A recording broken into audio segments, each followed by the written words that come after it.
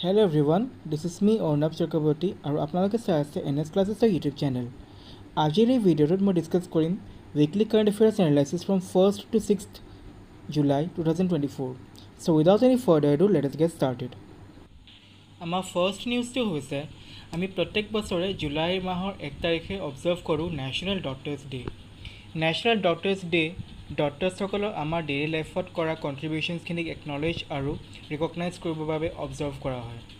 এই ডেটটো renowned physician, freedom fighter আৰু ৱেষ্ট বেংগলৰ former chief minister doctor Bidhan Chandra ৰয়ৰ বাৰ্থ এনিভাৰ্চাৰীক অনাৰ কৰিবৰ বাবে ইণ্ডিয়ান গভৰ্ণমেণ্টে চুজ কৰিছিল। তেওঁৰ জন্ম হৈছিল 1 জুলাই 1882 পাটনাৰ বাংকিপুৰত আৰু তেওঁৰ মৃত্যু হৈছিল 1 জুলাই 1962 কলকাতা চহৰত।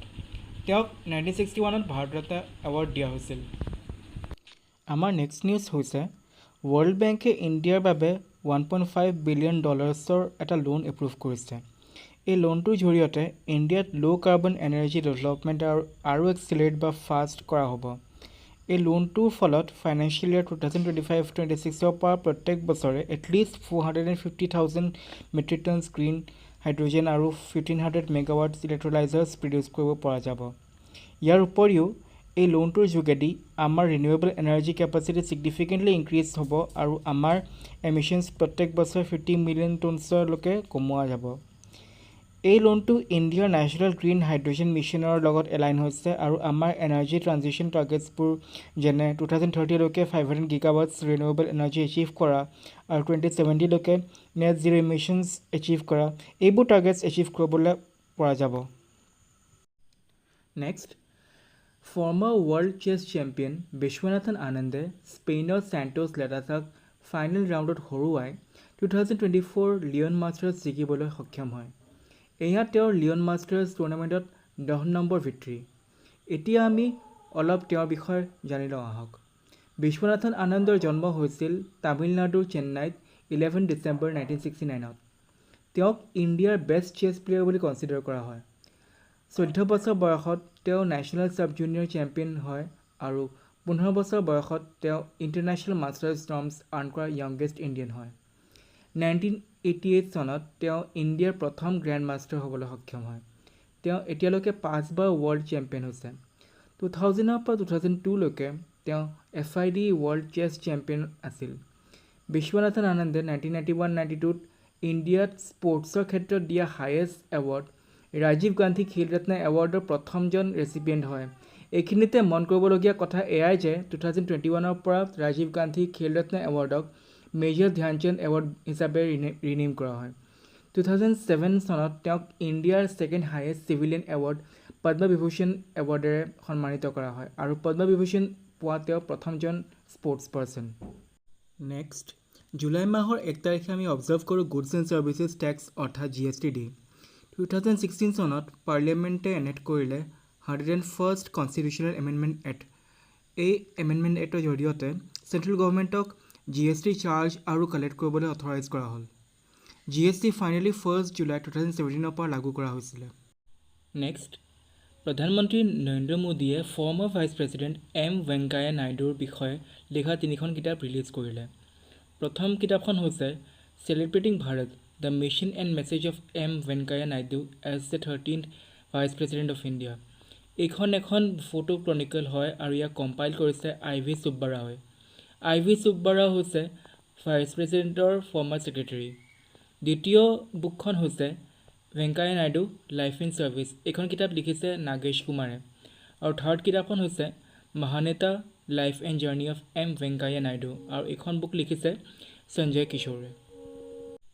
Next, ministry of statistics and programme ইমপ্লিমেণ্টেশ্যনে নেশ্যনেল ষ্টেটিষ্টিক্স ডেৰ দিনা লঞ্চ কৰিছে সাংখ্যিকী পৰ্টেল।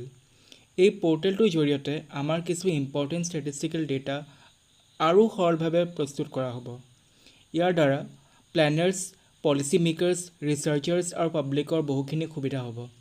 এই পৰ্টেলটো লঞ্চ কৰিছে 16th ফাইনেন্স কমিশ্যনৰ চেয়াৰপাৰ্চন ডক্টৰ অৰবিন্দ পানাগৰিয়াই আৰু এই পৰ্টেলটোৱে নেশ্যনেল ষ্টেটিষ্টিক্স ডেৰ যিটো theme that is use of data for decision making তাৰ ওপৰত গুৰুত্ব দিছে।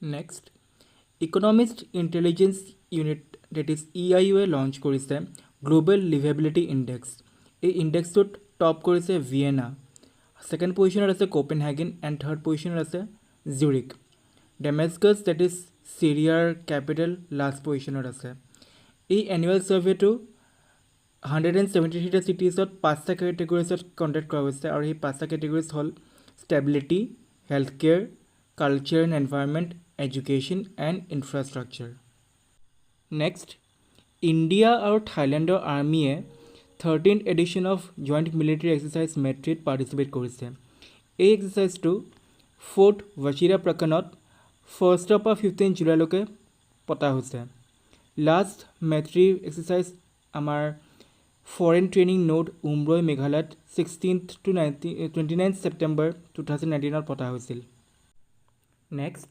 ইণ্ডিয়া আৰু মংগোলিয়ান আৰ্মিয়ে জইণ্ট মিলিটাৰী এক্সাৰচাইজ নোমেডিক এলিফেণ্টৰ 16th এডিশ্যনত পাৰ্টিচিপেট কৰিছিল এই এক্সাৰচাইজটো মেঘালয়ৰ উমৰৈত 3rd জুলাইৰ পৰা 16th জুলাইলৈকে পতা হৈছে নোমেডিক এলিফেণ্টৰ 15th এডিশ্যনটো 2023ত মংগোলিয়া উলান বাটাৰত পতা হৈছিল নেক্সট T20 ৱৰ্ল্ড কাপত তেওঁৰ সুন্দৰ প্ৰদৰ্শনৰ বাবে হাৰ্দিক পাণ্ডিয়াই T20 ইণ্টাৰনেশ্যনেল অলৰাউণ্ডাৰ্ছ লিষ্টত নম্বৰ 1 স্পটত অহা প্ৰথমজন ইণ্ডিয়ান এই পজিশ্যনটো আগতে অকুপাই কৰিছিলে শ্ৰীলংকাৰ ৱানিন্দু হাছাৰানহাই নেক্সট লোকাৰ্নো ফিল্ম ফেষ্টিভেলত 77th এডিশ্যনত শ্বাহৰুখ খানক অনাৰাৰী লিঅ'পাৰ্ড এচিভমেণ্ট এৱাৰ্ড দিয়া হ'ব আগষ্ট মাহৰ 10 তাৰিখে ছুইজাৰলেণ্ডৰ লোকাৰ্ণত অৱস্থিত পিয়াজা গ্ৰাণ্ডেত তেওঁক এই এৱাৰ্ডটো দিয়া হ'ব নেক্সট জুলাই 3rd আৰু 4th ministry of electronics and information টেকন'লজিয়ে অৰ্গেনাইজ কৰিলে গ্লোবেল ইণ্ডিয়া AI ছামিট এই ছামিটটো অ'পেন কৰিছিলে ইউনিয়ন মিনিষ্টাৰ অশ্বিনী বৈভৱে তেওঁ global partnership on artificial intelligence that is GPAIত ইণ্ডিয়াৰ লিড চেয়াৰ হিচাপে ৰোলটোৰ ওপৰত এম্ফেচাইজ কৰিলে এই ছামিটটোৰ মূল উদ্দেশ্য আছিল AI টেকন'লজিছৰ ওপৰত কোলাবৰেশ্যন আৰু নলেজ এক্সচেঞ্জ ইনক্ৰিজ কৰা আৰু ইণ্ডিয়াৰ AI টেকন'লজিছবোৰ ডেভেলপ কৰাৰ প্ৰতি ডেডিকেশ্যনটোৰ ওপৰত ফ'কাছ কৰা নেক্সট ইউনিয়ন মিনিষ্টাৰ কিষণ ৰেড্ডীয়ে লঞ্চ কৰিলে নিৰ্মাণ পৰ্টেল এই পৰ্টেলটো কোল ইণ্ডিয়া লিমিটেডৰ CSR ইনিচিয়েটিভ হয় আৰু ই মিছন কৰ্ময়োগীৰ লগত এলাইন হৈ আছে এই পৰ্টেলটো সেইসকল মেৰিটৰিয়াছ ইউথৰ কাৰণে লঞ্চ কৰা হৈছে যোনে অপাৰেটিং ডিষ্ট্ৰিক্টছবোৰৰ পৰা 2024 বৰ্ষৰ UPSC এক্সামিনেশ্যনছৰ প্ৰিলিমছ পাছ কৰিছে যিসকল SC ST ফিমেল বা থাৰ্ড জেণ্ডাৰ ষ্টুডেণ্টছৰ ফেমিলি ইনকাম 8 লাখতকৈ কম হৈ আছে তেওঁলোকক 1 লাখ টকাকৈ দিয়া হ'ব নিৰ্মাণৰ ফুল ফৰ্ম হৈছে noble initiative for rewarding mains aspirants of national civil services examination আৰু CSR ফুল ফৰ্ম হ'ল corporate social responsibility next Dutch secret ছাৰ্ভিচৰ ফৰ্মাৰ হেড ডিক শুফক নেদাৰলেণ্ডৰ নতুন প্ৰাইম মিনিষ্টাৰ হিচাপে এপইণ্ট কৰা হৈছে ডিক শুফে মাৰ্ক ৰাটক ৰিপ্লেচ কৰিছে আৰু আমি লাষ্ট ক্লাছতে পাইছিলোঁ যে মাৰ্ক ৰাটক নেটৰ ছেক্ৰেটাৰী জেনেৰেল হিচাপে এপইণ্ট কৰা হৈছিল নেক্সট ডক্টৰ বি গংগাধৰক নেশ্যনেল মেডিকেল কমিশ্যনৰ চেয়াৰপাৰ্চন হিচাপে এপইণ্ট কৰা হৈছে ডক্টৰ গংগাধৰ ইণ্ডিয়াৰ top mental health institute national institute of mental health and neuro' ছায়েন্সেছৰ ফৰ্মাৰ ডিৰেক্টৰ আছিল আৰু ছেপ্টেম্বৰ 2023ত ডক্টৰ সুৰেশ চন্দ্ৰ শৰ্মাৰ টেনিয়ৰ শেষ হোৱাৰ পিছত তেওঁ নেশ্যনেল মেডিকেল কমিশ্যনৰ ইণ্টাৰিম চেয়াৰপাৰ্চন হিচাপে জইন কৰিছিল নেশ্যনেল মেডিকেল কমিশ্যনৰ এষ্টাব্লিছমেণ্ট হৈছিল 25th ছেপ্টেম্বৰ 2020ত ই এটা ষ্টেটুটৰী বডি হয় যোনে ইণ্ডিয়াত medical education medical professionals institutes আৰু ৰিচাৰ্চ ইত্যাদি ৰেগুলেট কৰে আৰু ই মেডিকেল কাউন্সিল অফ ইণ্ডিয়াক ৰিপ্লেচ কৰিছে next UNESCO world heritage committee ছেছনৰ 46th এডিশ্যনটো নিউ দিল্লীৰ ভাৰত মণ্ডপমত 21st পৰা 30th জুলাই 2024ত অৰ্গেনাইজ কৰা হ'ব আৰু ৱৰ্ল্ড হেৰিটেজ কমিটিয়ে আমাৰ কালচাৰেল এণ্ড নেচাৰেল ছাইটছবোৰ ছেফগাৰ্ড কৰি ৰখাত এটা বহুত ইম্পৰ্টেণ্ট ৰোল প্লে কৰে নেক্সট ইণ্ডিয়াৰ পিছপৰি থকা জেগাবোৰৰ ডেভেলপমেণ্ট ৰেটটো আৰু ফাষ্ট কৰিবৰ বাবে নীতি আয়োগে 4th জুলাই লঞ্চ কৰিলে সম্পূৰ্ণতা অভিযান এই 3 মাহৰ প্ৰজেক্টটোৰ যোগেদি কেইটামান কি ইণ্ডিকেটৰ্ছৰ বেচিছত 112খন এছপিৰেশ্যনেল ডিষ্ট্ৰিক্টছ আৰু 500খন এছপিৰেশ্যনেল ব্লকছ ডেভেলপ কৰা হ'ব এই সম্পূৰ্ণতা অভিযান এছপিৰেশ্যনেল ডিষ্ট্ৰিক্টছ প্ৰগ্ৰাম আৰু এছপিৰেশ্যনেল ব্লকছ প্ৰগ্ৰামৰ এটা পাৰ্ট হয় এই ইনিচিয়েটিভছবোৰ প্ৰাইম মিনিষ্টাৰে 2018 আৰু 2023 ইণ্ডিয়াৰ পিছ পৰি থকা অঞ্চলবোৰৰ ডেভেলপমেণ্ট আৰু বেছি ক্ষীপ্ৰ গতিত কৰিবৰ বাবে লঞ্চ কৰিছিল। নেক্সট, জৰ্জ ৰাছেলে ৰেডবুলৰ মেক্স ভাৰ্ষ্টেপেন আৰু মেকলেৰেনৰ লেণ্ডো নৰিছক হৰুৱাই অষ্ট্ৰিয়ান গ্ৰণ্ড প্ৰি 2024 জিকিবলৈ সক্ষম হয়। জৰ্জ ৰাছেলে মাৰ্চিডিজৰ কাৰণে ড্ৰাইভ কৰে। নেক্সট, ছাউথ কোৰিয়া, US আৰু জাপানে তেওঁলোকৰ first trilateral multi domain exercise freedom edge 27 পৰা 29 জুনলৈকে কণ্ডাক্ট কৰিলে আৰু এই এক্সাৰচাইজটো ছাউথ কোৰিয়াৰ ছাউদাৰ্ণ আইলেণ্ড অফ জেজুত কণ্ডাক্ট কৰা হৈছিল। নেক্সট, বেলাৰুছে ছাংঘাই কোঅপাৰেশ্যন অৰ্গেনাইজেশ্যনৰ 10th মেম্বাৰ হিচাপে অফিচিয়েলি জইন কৰিলে। এই এনাউন্সমেণ্টটো কাজাকিস্তানৰ প্ৰেছিডেণ্ট কাছিম জোমাৰ্ট টোকায়েভে SCOৰ ছামিটত কৰিছিল। ছাংঘাই কোঅপাৰেশ্যন অৰ্গেনাইজেশ্যনৰ কাউন্সিল অফ হেডছ অৱ ষ্টেটৰ 24th মিটিংটো আস্তানাত 4 জুলাই 2024ত কণ্ডাক্ট কৰা হৈছিল আৰু ইণ্ডিয়াক ৰিপ্ৰেজেণ্ট কৰিছিলে আমাৰ এক্সটাৰ্নেল এফেয়াৰ্ছ মিনিষ্টাৰ S জয়শংকৰে। এতিয়া আমি চাওঁ আহক ছাংঘাই কোঅপাৰেশ্যন অৰ্গেনাইজেশ্যন কেনেকৈ ফৰ্ম কৰা হৈছিল।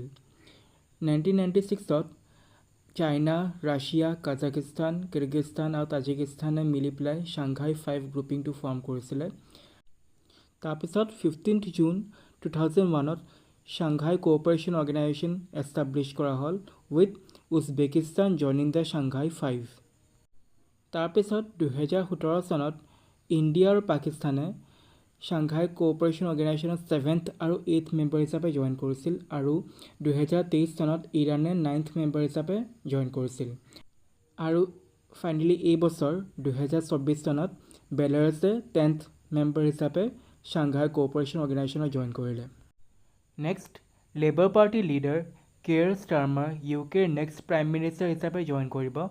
তেওঁ ফৰ্মাৰ প্ৰাইম মিনিষ্টাৰ ঋষি সুনাকক 2024 জেনেৰেল ইলেকশ্যনছত হৰুৱালে। ঋষি সুনাক কনজাৰভেটিভ পাৰ্টিৰ আছিল। নেক্সট, 2023-24 ফাইনেন্সিয়েল ইয়াৰত ইণ্ডিয়াৰ annual defence production approximately 1.27 lakh আছিল।